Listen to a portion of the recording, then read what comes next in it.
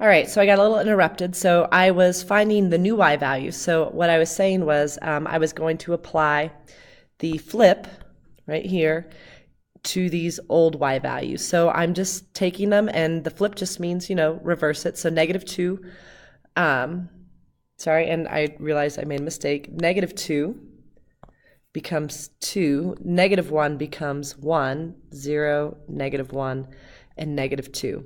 And again, as far as graphing, I'm going to leave these out, and I'm going to graph, and I'm going to leave these out, and I'm going to graph 4, 2, 2, 1,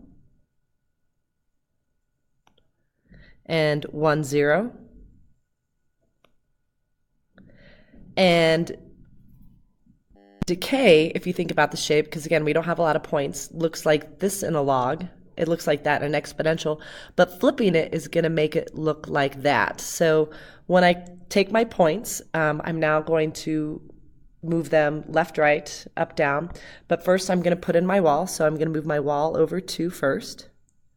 And now I'm going to take my final points and move them, excuse me, right 2 and down 4. So each point's going to go right 2, down 4, right 2, down 4, and right 2, down 4.